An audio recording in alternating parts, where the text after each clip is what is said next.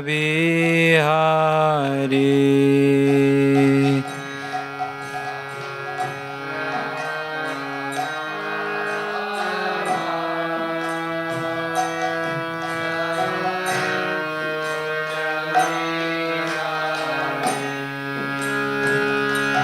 Jayo Gopi Janavalabha, Jayo Girivaradari. Jayo Girivaradari.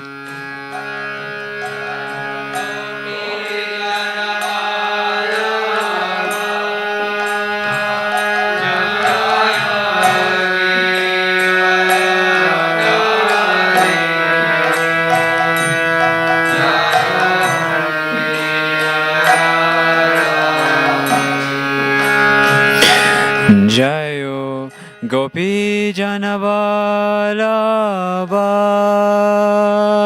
Jayo Giri Varadari. Jayo Giri Varadari.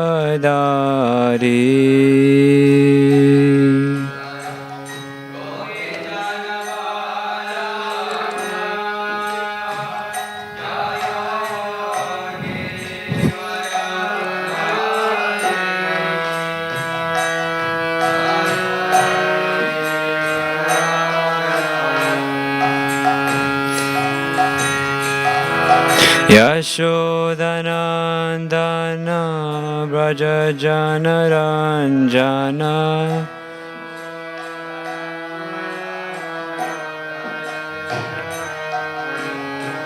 Yashodanandana Braja Janaranjana.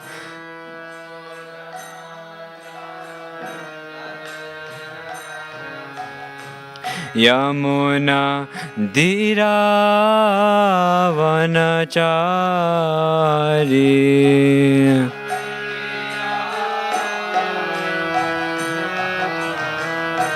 Yamuna Dhiravanachari.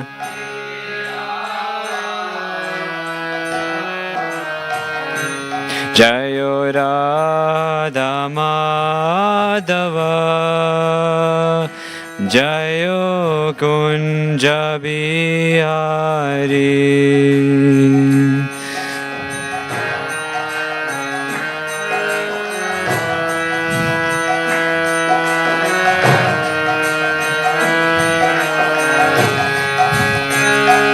Jayo Gopi Janavalabha. Jayo Girivaradari. Jayo Girivaradari. Gopi Janavalabha. Jayo Girivaradari. Jayo Girivaradari. Yashodanandana Braja Janaranjana. Braja Janaranjana. Yashodanandana Braja Janaranjana.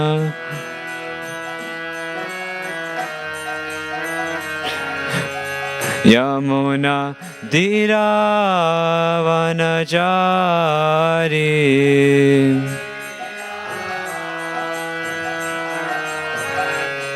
Yamuna Dhiravanachari.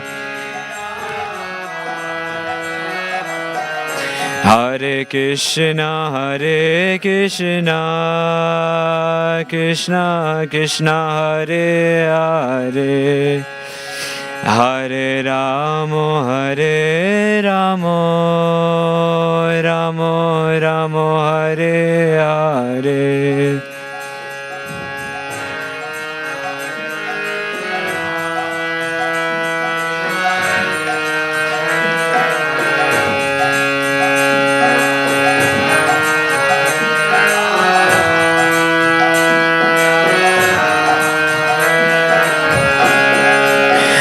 Hare Krishna, Hare Krishna, Krishna Krishna, Hare Hare, Hare Rama, Hare Rama, Rama Rama, Hare Hare.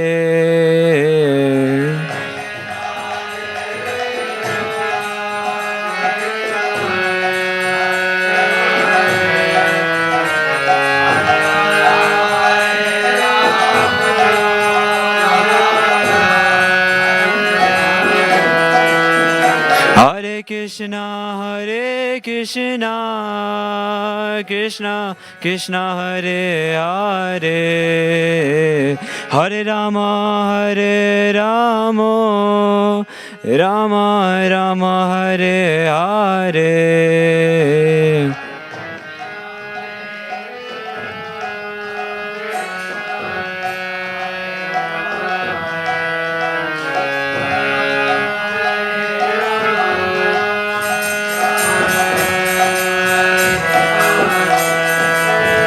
Hare Krishna, Krishna Krishna, Hare Hare, Hare Rama, Rama Rama, Hare Hare, Hare Krishna, Krishna Krishna Krishna, Hare Hare, Hare Rama, Rama Hare Krishna, Krishna Krishna, Hare Hare, Hare Rama, Rama Rama, Hare Hare.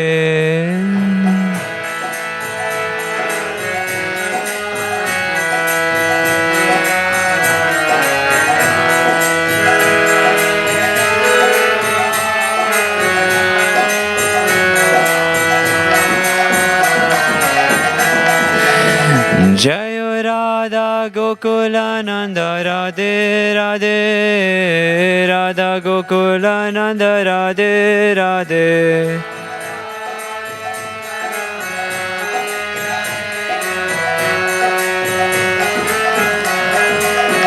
Jayo Sita Ram Lakshmana Hanuman, Sita Ram Lakshmana Hanuman.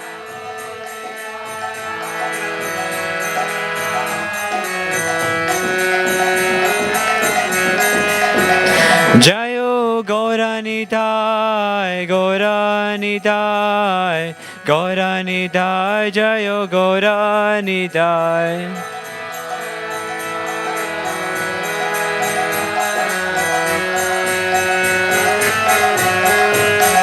Jayo Prabhupada, Prabhupada, Prabhupada, Srila Prabhupada.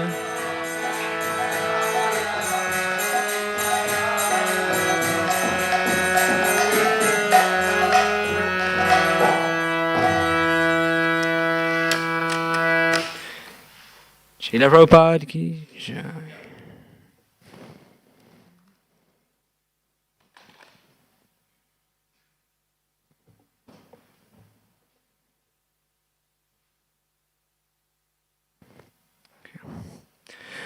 Om Namo Bhagavate Vasudevaya.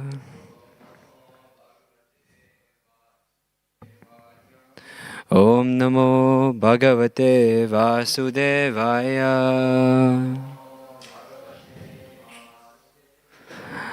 Om Namo Bhagavate Vasudevaya.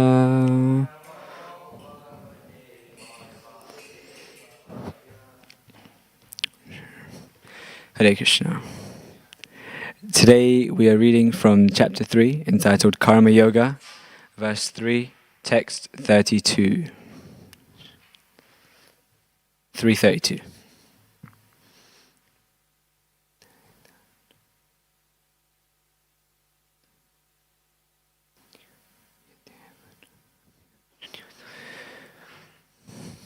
Got it? Okay, so I'll read one line at a time, and you guys can repeat, and then I'll read the whole thing, and then you guys can repeat that. Yetva etadabhya shunyato Yetya etadabhya shunto Nanushti shanti me matam Nanuti shanti me matam Sarvagyana vimuttam stan. Sarvagyana vimuttam stan. Vidhi nashtan achetasa. Vidhi nashtan achetasa. Yeta evadabhya shunyato nanushti shanti me matam. Sarvagyana vimuntamscha. Vidhi nashtana chetasaha. Please recite.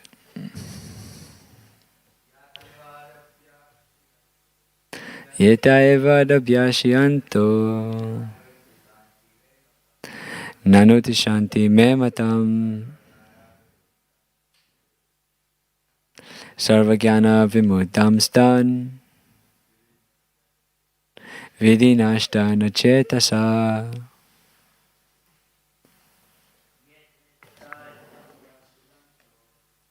Yeta eva dabhyashunyato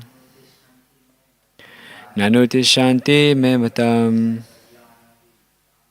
Sarvagyana vimudam stan vidhi nashtana chetasa. Yeta eva dabhyashunyato nanuti shanti me matam. Sarvagyana vimudam stan vidhi nashtana chetasa. Yeta deta dabhyashanto nanuti shanti me matam. Sarvagyana vimudam stan vidhi nashtana chetasan. Word for word. Yeah, those. Tu, however. Etat, this. Abhyashunyataha, out of envy. Na, do not. Anutishanti, regularly perform. Me, my. Matam, injunction. Sarvagyana, in all sorts of knowledge. Vimudan, perfectly befooled. Dan, they are. Vidhi, know it well. Nashtan, all ruined. Achetasaha, without Krishna consciousness. Translation and purport by His Divine Grace A.C. Bhaktivedanta Srila Prabhupada. Srila Prabhupada ki jai. Translation. But those who out of envy disregard these teachings and do not follow them regularly are to be considered bereft of all knowledge, befooled and ruined in their endeavors for perfection. Purports. The flaw of not being Krishna conscious is clearly stated herein. As there is punishment for disobedience to the order of the Supreme Executive Head, so there is clearly punishment for disobedience to the order of the Supreme Personality of Godhead. A disobedient person, however great he may be, is ignorant of his own self and the Supreme Brahman, Paramatma and the Personality of Godhead, due to a vacant heart. Therefore, there is no hope of perfection of life for him. Srila Prabhupada ki jai. Om Jnanantimirandasya Jnananjana Shalakaya Chakshurum Militam Yena Tasmai Shri Guruve Namaha. Shri Chaitanya Manobishtam Stapitam Yena Bhutale Swayam Rupa Garamayam Dadati Swapadantikam Vandeham Shri Guru Shri Yuda Padakamalam Shri Gurum Vaishnavamscha Shri Rupam Sahagajatam Sahagana Raghunatham Vitam Tam Sajivam Sadvaitam Sadvadutam Parijana Sahitam Krishna Chaitanya Devam Shri Radha Krishna Padan Sahagana Lalita Shri Vishakam Vidamsha He Krishna Karuna Sindhu Dinabandhu Jagatpate Gopesha Gopika Kanta Radha Kanta Namostute Tapta Kanchana Gaurangi Radhe Vrindavaneshwari Vrishabhanu Sute Devi Pranamami Hari Priye Vancha Kalpatarubhyascha Kripa Sindhubhya Evacha Patitanam Pavanebhyo Vaishnavebhyo Namo Namaha Nama Om Vishnupadaya Krishna Prishtaya Bhutale Srimate Bhaktivedanta Swami Iti Namine Namaste Saraswati Deve Gauravani Pachanine Nirvishesha Shunyavadi Pashyata Deshatanine Jai Shri Krishna Chaitanya Prabhu Nityananda Shri Advaita Garadhara Shiva Sadi Gaura Bhaktavinda Hare Krishna Krishna Krishna Hare Hare Hare Rama Rama Rama Hare Hare Jai Srila Prabhupada ki Jai.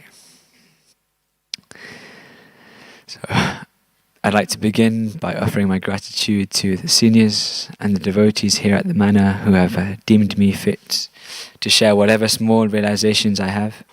I request blessings from everyone here, the Pujari serving the lordships and everyone listening online, so that we can churn some valuable lessons from Srila Prabhupada's teachings. So I'll just repeat the translation again. But those who out of envy disregard these teachings and do not follow them regularly are to be considered bereft of all knowledge, befooled and ruined in their endeavors for perfection. So bereft of all knowledge, befooled and ruined in their endeavors for perfection. All because of envy. Envy is such a incredibly potent poison. Throughout all of his purports in the throughout a lot of its purports in the Bhagavad Gita and Srimad Bhagavatam, Srila Prabhupada emphasizes that enviousness is one of the greatest problems facing the living entity.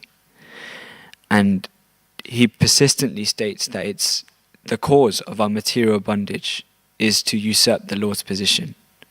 The cause of our material bondage is to own what Krishna owns, own what belongs to Krishna, own the right to control and enjoy. So then the stronger the material consciousness, the stronger the envy that we experience. Actually, the most significant aspect of the material world is pervasive jealousy and discontent. And we can see this in examples right in front of us. Pop stars and internet celebrities and TikTok celebrities. They may seem very fortunate and very happy and well situated, but internally they're miserable. Most of them. Often they're very, very miserable. And why is that?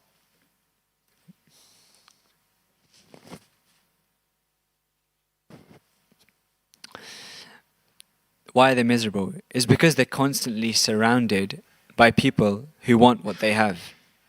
They're constantly surrounded by people who want to gain something from them. And so they're constantly subject to people's negativity that comes from the enviness that they have. Just take any example of any young pop star and you'll see how it's affected them. In their formative years, the teenage years or the early 20s, they're surrounded by eyes. They're surrounded, as soon as they step out the door, it's like the Brahmajyoti, paparazzi just flash, flash, flash, flash, flash, completely blinding them. And every step they take is scrutinizingly taken apart by the media. Why? Because the media or people want to know what they have, want to vicariously live their sense enjoyment and their desire for engaging in material activities through them. They envy them. So we can see it in everyday life and how prominent it is. Now in the verse, the first reaction Krishna mentions is bereft of all knowledge. So basically knowledge is not present, it's vacant. The person is situated in ignorance. And why is that? Why is that a result of envy? While Srila Prabhupada would go traveling and give public talks and programs, he would often ask his disciples not to arrange a vyasasana or elevated seat. And when I first heard this, it was quite striking to me, because to me Srila Prabhupada is someone who breaks the status quo, someone who challenges people's perceptions and challenges people's ego. One time, a reporter asked him. He came to a program in a flashy big car, like a Mercedes or a Bentley or something, and he would often travel in these. And the reporter asked him, "Why did you come in this? Aren't you supposed to be renunciate?" And he said, "Yeah, this car's not good enough. It should be plated in gold." We're representatives of the Supreme Personality of Godhead. So Srila Prabhupada was very strong on we're representatives of God. But then here we hear that he says no vyasasana or no elevated seat. And why is this? Because he knew that in the audience there would be envious personalities who, just by seeing Srila Prabhupada seated on a vyasasana, their ego would be challenged. They would think, this guy's on a vyasasana? He's got so many disciples seated at his feet. I mean, why? What's so special about him? Why can't I do that? And their ego gets attacked, and the mind gets flooded by a wave of insecurity that all stems from envy. And as a result, what happens? Their ears become closed to the pure words of a pure devotee. The transcendental knowledge is not achievable for them.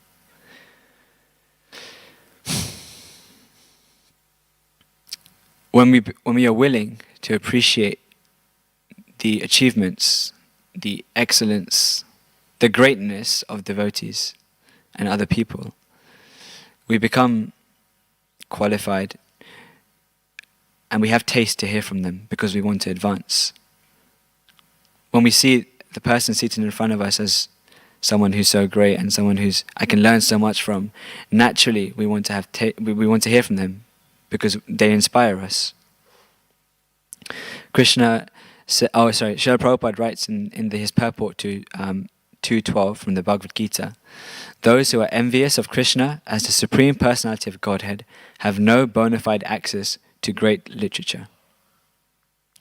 So we can even be engaged in the ninefold processes of devotional service, but it's said that even this engagement is useless if we are contaminated by envy. Advancement means being free of envy. To the extent that we have a lack of envy, we know that we're advancing. By being unwilling to remain a slave of lust, greed, egocentricity, it means developing a Vaikuntha consciousness. And why Vaikuntha consciousness? Why is this the description that's given? Vaikuntha is a place where envy does not exist. There's just an absence of it. There's no envy there.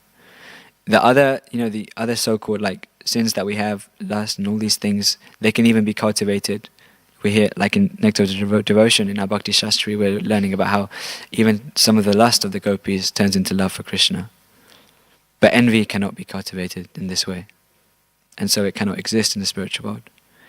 Srila Prabhupada says in the Bhagavatam that even the flowers and trees have no envy. The flowers and trees, and it's not it's hard for us to kind of understand this, right? Because the flowers and trees, I mean, how can a tree outside have a concept of God? Over here in the material world, they're very much covered, but in the spiritual world, that's not the case. In Vaikuntha, everything has a consciousness and everything lives to serve Krishna. The very existence of every living entity, every stone, every blade of grass, is to bring pleasure to Krishna. And so if we think about it, these trees who are conscious, who can see the Supreme Personality of Godhead every day, they see the gopas who are in Sakya Ras playing with Krishna, carrying Krishna on their shoulders, getting saved by Krishna from the demons. They see Mother Yashoda chasing Krishna, chastising him, playing with him, feeding him. They see the gopis having their pastimes with Krishna. And now imagine being a tree.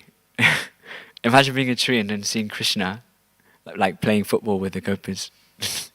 The FOMO would be real, right? they're eternally withheld from experiencing like this kind of pastime. That for us seems like we can't even understand the joy that we would get from it. But there's still no envy in these. Still no envy. And so this is what it means, Vaikuntha consciousness, no envy. So I'm just going to do a quick little recap before I continue. So first point, enviousness is the greatest problem facing the living entity, and it's our inherent desire to usurp the Lord's position. It's the most significant aspect of the material world, and being envious makes us unable to appreciate and achieve transcendental knowledge. Okay, let's continue. So, to be a Vaishnav means to be compassionate. Right? Everyone's had this. And I'm just going to read these 4 verses from the Chaitanya Charitamrita Madhya Lila that Vasudev Dutt says. And I think we'll be able to better appreciate that statement of what it means to be a Vaishnav. Vasudev Dutt says, "My dear Lord, you incarnate just to deliver all conditioned souls. I now have one petition which I wish you would accept. You are certainly able to do whatever you like, and you are indeed merciful. If you so desire, you can very easily do whatever you want. My Lord, my heart breaks to see the suffering of all the conditioned souls. Therefore, I request you to transfer the karma of their sinful lives upon my head.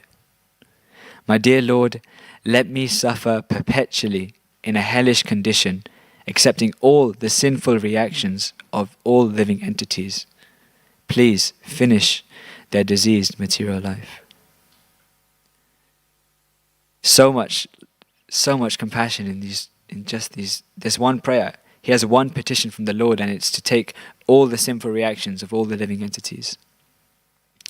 To be able to appreciate another person's struggle, to be able to empathize and even sympathize with someone else, to not wish harm, to not perform any violence.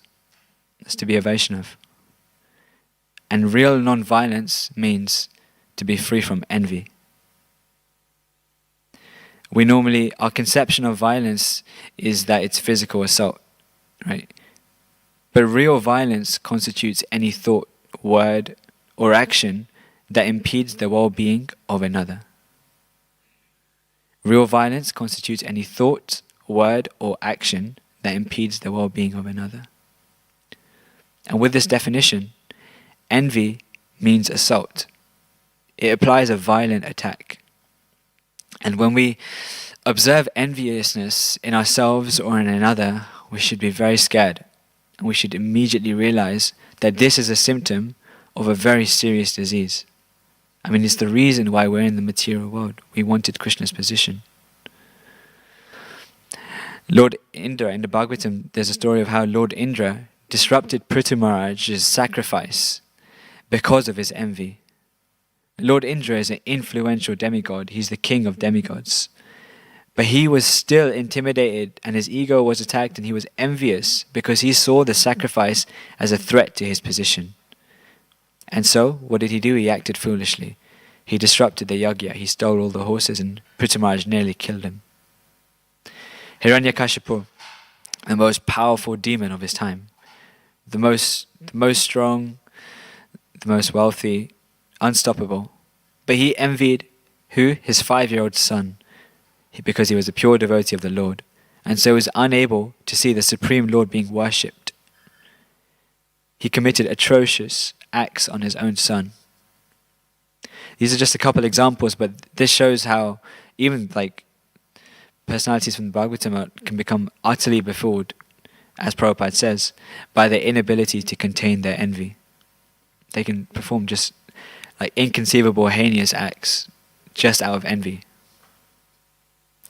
So the next symptom, Srila Prabhupada says, is ruined in their endeavors for perfection. And when I was preparing for this class, I was trying to make the link between how being envious can result in ruining our endeavors for perfection. What's the link there? And I came across this point. When we carry an envious mentality into an environment, we support mediocrity. I'll say that again. When we carry an envious mentality into the environment, we support mediocrity. When we are envious, we actually convey a subtle message of disempowerment amongst of our peers. We convey to a devotee, don't do the service. Don't do it so nicely. Or at least do it in a way where you don't become, a target of negativity. To a devotee who's singing nice kirtans, when we're envious, we are actually subtly saying, don't sing so beautifully for Krishna. Or when a pujari dresses the deity so nicely, an envious person is saying, don't dress the Lord so sweetly. If we become envious of someone who's making prasadam and such nice offerings, we're saying, don't offer Krishna such nice preparations, give him tasteless food. We support mediocrity in service to the Lord and his devotees when we are envious. It's so subtle, but it's so present. We should train ourselves to be excited, even ecstatic, when we see others serving nicely. We should encourage others to excel and supersede their own achievements.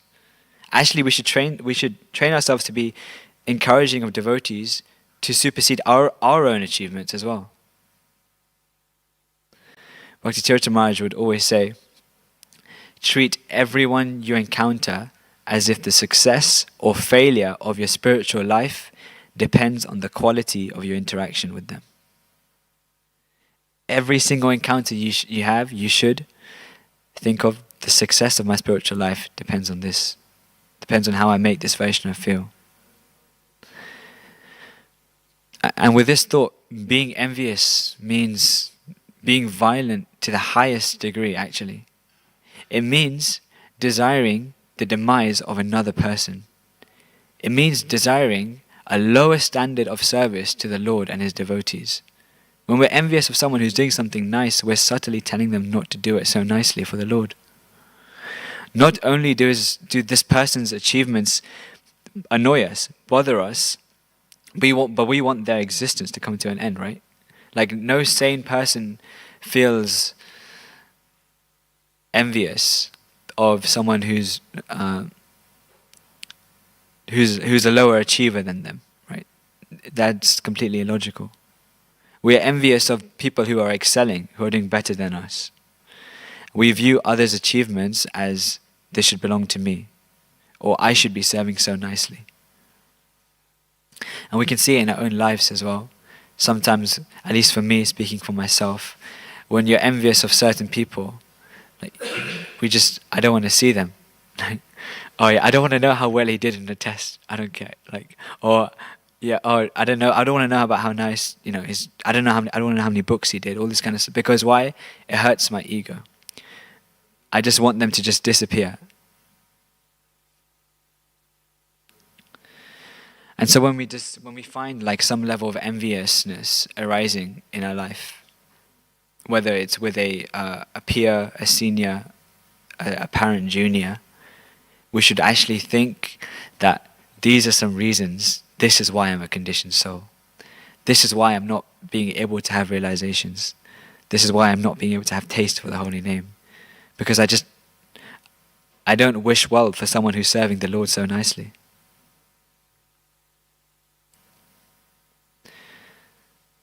But we're not voidists, we're not impersonalists, we're personalists. And there's a lot of emotion in our practice. We often hear the phrase sentiments of bhakti, right? So these feelings are natural. They will come. And when they come, conflicts will happen. But what should happen when someone insults us? How should we feel? We should we should feel like it's an opportunity for growth. If someone after the morning program, if someone pulls you upstairs and says, "Prabhu, I always see you knocking out during your japa. Like, what's going on? Your rounds aren't good enough. You need to fix up." Then we should actually thank them, and we should feel like this is Krishna telling me to improve. Even if we feel like that morning I chanted the best rounds I've chanted while I've been here. Even if you feel like, yeah, those were some amazing rounds, I could really get in touch with the Lord, and then someone tells you your chanting is horrible, it's fine. It's an opportunity for growth. Take it on the chin. But or like another example, if someone tells you, your dhoti is like so poorly folded, like, or your sari is so poorly folded, what are you doing? You're like a complete newbie. Then we should think, okay, show me how I can do it better. We shouldn't take it as an attack. If someone criticizes our sadhana or service, we don't have to become disturbed, but we should see, how can I use this to improve? But if someone attacks our personality, we should also take the opportunity to take a closer look at why we're getting so upset. Is there some truth in what this person said? Even if someone attacks our personality and it seems like it's without cause, without reason, we should actually, to some extent, feel sorry for them. Because not only are they hurting their own devotional life, they're not using the process to elevate their consciousness, but they're also degrading the atmosphere when they're criticizing other devotees. What's the current state of the world? How important is the atmosphere? The world's becoming more and more polarized, as we discussed. And actually, you can see it in countries as well, like France and the US. Political parties which are more centrists, over the years, their voters have decreased, and the far right and far left have increased. The polarized parties are getting stronger and bigger followings. And, the emotional state of the world is just becoming heightened. And on top of that, we're in a lockdown, which means we're living in bubbles. And so when we're living in bubbles, what happens is the atmosphere catalyzes, the effect of the atmosphere on our consciousness is catalyzed. When you're living in a closed group of friends, the mood and the atmosphere that's in this closed group of friends has a greater effect on your consciousness compared to if you're not in a bubble. So it's incredibly important that we don't damage this atmosphere, especially now. If we think, why did they say that to me? It means we simply don't care sufficiently enough about them. We're too caught up in our own conception of another's perception of me. Right? We're too caught up in what other people think about us. We should instantly be thinking, yeah, this Vaishnava maybe could be using the process better. Because we always hear we should hate the sin, not the sinner, right? If someone's attacking you, then, or if someone's being callous with their words, someone's being harsh in their dealings, then we should hate the action, but not the person. Because there's a deeper reason why people act. Like, why does Sri Haridas Thakur, after being beaten in public in 22 marketplaces, within an inch from his death, causelessly, when he's speaking to the Lord, what does he say? He says, exonerate them. Forgive them. There's no anger, just compassion. It's completely counterproductive for us to be affected by the comments that other people make about us. And the actions too. So, finally, if we're to overcome enviousness, we must aspire to serve those that we feel this way about. Right? Enviousness means attacking another person. It means attacking their existence. And so to overcome this, we do the opposite. We appreciate the devotees. We serve them, we honor them. This is the only way to overcome enviousness. And so I'll finish with this, one of my favorite instructions of His Holiness Bhaktivedanta Manor. And I think it'll be a nice exercise, just for like, if everyone could just really focus. If it means you have to close your eyes, you can do that also. Okay, so think of the person that you love the most, the person who's most dear to you, the person you miss the most. So you've got the person you love the most. With this feeling, you should aspire to treat everyone with the same quality of love. This feeling, when you just thought of this person that you love the most, the way you felt, we should aspire to treat everyone with this same feeling, with this quality of love. I feel like for me at least, that's such a powerful exercise and a nice meditation also.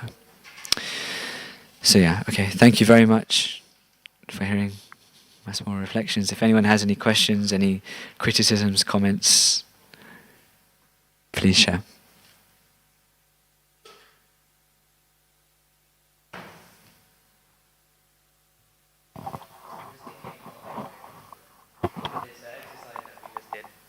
Yeah. It just seems very, very difficult. Yeah. Like, the possibility of doing that for every living entity, it just seems unfathomable, and something I wouldn't be able to achieve. Yeah. Help me out a little bit. No, I'm with you. I'm in the same boat. Especially when like our relationship with the person we love the most is so strong because there's also reciprocation. So from that person that we love, right? That's what enhances this love. And so it's difficult for us to act in this way with people who there isn't even any reciprocation with, or there isn't even a friendship with. But if we at least aspire to act in this way, or even if it's like a small percentage of this love, then we can really transform our relationships. Like, yeah, we can have so many more meaningful interactions if we at least try to act in this way. Yeah, sorry. So my answer is basically just try your hardest. Thanks. Thank you for your question. Thank you, Prabhu, for your class. Certainly we all do envy others, but we also get envied, right? What do you do when you feel envied? How do you deal with that? Like, because what you said, this feeling of mediocrity that this person brings into the room. Like, so sometimes I had this feeling that, somebody's not favorable towards me, and I kind of hold back because I think like, okay, I don't want to fry this person, or it's like, did you ever experience that? And if so, how do you deal with that? So if we feel like someone is, their behavior with us is a bit off because they're envious of us, and so it's affecting the relationship there, what do we do? That's a good question. For me, personally, it relates back to this point about when we see other devotees who are not behaving in like the Vaishnava way, then we should, instead of getting agitated by them, we should try and pray for them or try and serve them in a way that softens that relationship, but also gives us a meditation as well to not be agitated by their actions.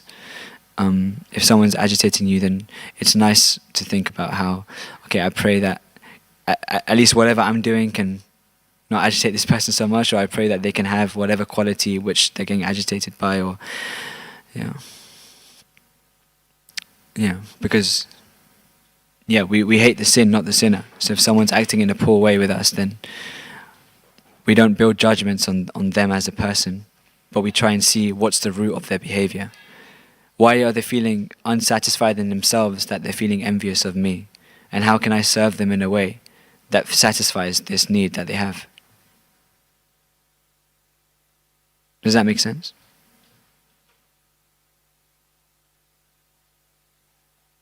Yeah, that's a powerful response actually. Yeah, that's serving.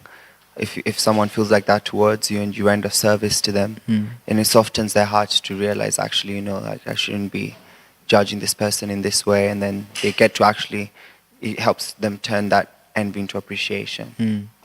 Thank you for your class. I wasn't there for the bulk of it, but Thank I you. had a lot of interesting things. You talked about how in the spiritual world there's no envy. Mm. Yet we hear about, like, the gopis being envious of Krishna's flute because he gets to, like, it gets to taste his lips, or envious of the deer because the deers were able to perform some particular form of service. Mm. So we hear about these kind of this kind of envy Mm. in Shastra and in things. I don't know, is there a disparity? Or because you mentioned that there's no envy in Vaikuntha Lokas, or in the spiritual world, I guess. Is what is this then that we hear about, and what's the difference? Okay. Yeah, thank you for that question. I was also thinking this because it does seem like a bit of a contradiction. Sometimes categorically Srila Prabhupada says there's no envy, and then sometimes we hear about these pastimes. What I would say to that is that it's a different kind of envy. Like the motivation or the root of the envy is different. Whereas in the material sense, envy stems from, being insecure about your own self, or desiring or projecting negativity on others. In the spiritual world, envy, from my understanding, comes from of that service. The act of service is bringing Krishna so much pleasure. How can I serve in that way also? It's through a different lens of glasses. It's a positive way, and so with that intention behind it, no longer really becomes envy in the way that we understand it. It becomes just desire to serve Krishna in a better way. And actually, we hear about the residents of Vrindavan like appreciating other residents that serve Krishna in a nice way, because they see how much pleasure it brings Krishna, and how can I also serve him in this way that brings him pleasure. So yeah, for me, what I'd say in conclusion is that it's Ashinta Veda Veda. It's envy, but it's also not envy at the same time. It's different from the envy that exists in the material world, and so it's not envy. Yeah, one thing that actually just came into my head is the byproduct of envy in the material world is tearing people down, but the byproduct of envy in the spiritual world is uplifting. Exactly. Because they're ending up glorifying these different personalities or artifacts. So like the flute becomes more glorious. Exactly. Whereas if we're envious of someone here, as you mentioned, we want them to lower their standard. Yeah. But then on that side, we're uplifting them and encouraging, or they're being uplifted and encouraged, and they're being made to shine. It's a glorious statement. And at times we hear with devotees where they mention, I'm so envious of this good skill that you have, but as a means to appreciate their good skill. Like at times I tell Abhay I'm envious of his mridanga playing, not because I want him to break his wrist, but because he plays so well, and he serves the Lord with such kind of like, with zeal and enthusiasm. So one day probably I could get to do that, kind of have that mood. So it doesn't really tear them down, it uplifts, but then on the material aspect of things, it's like tearing them down. Yeah. That's what I kind of got also from what you mentioned. Yeah. I mean, just through like preparing for this class, I realized how dangerous and how like powerful envy can be. Like, to think that when we're envious of someone, it means that subtly, like, we're telling them, don't do such nice service for the Lord. Like, we're decreasing how much service is being done for the Lord, the quality of our service. Like, that's how powerful envy can be. And it's so subtle, but again, it has such severe consequences if it's not picked up on. So thank you for your point. Yeah, in this connection also, I think we can see in Srila Prabhupada's times with book distribution, right? Transcendental competition is what he used to call it. Exactly. Which I always find kind of difficult to fathom still. Yeah. Because there's a very subtle difference, I guess, between transcendental competition and then envy coming into play. Yeah. And we could also see that, right, that devotees would sabotage in some way or another. Yeah. So, it's a thin line. It's a very thin line. I'm like, I also relate with struggling to understand that, because I feel like I'm a little bit competitive as well. And when it comes to like services and I find dovetailing that competitiveness sometimes a little bit difficult. Like just because of my conditioning, is just I can get quite passionate at times. But yeah, as Ian Prabhu was saying, we should always endeavor to uplift others, and in uplifting them, we can also engage this competitive spirit. And one team's competing with another team, but it's not like, oh, if this team needs help, then I won't help them because I want to win. Because that's how it would be. Like I remember we had Sankirtan Marathon at Soho Temple when I was there, and we had this one group which ended up winning, but actually one other group they finished their Sankirtan, their distribution earlier. And so they came and joined us and kept on distributing with us, and then all the Lakshmi came into this, to our score. But then when things were announced, no one was even saying, oh yeah, no, we helped them, blah, blah, blah. But it was, just, it didn't stop them from helping out.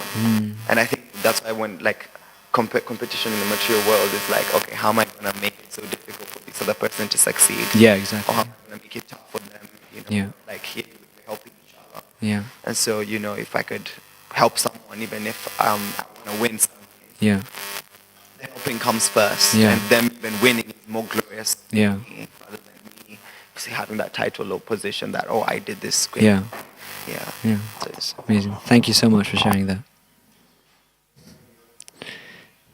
Jai. Any other points or questions? No? Okay. Jai. Granth Raj, Bhagavad Gita ki Jai. Anantakoti Vaishnavinda ki Jai. Srila Prabhupada ki Jai.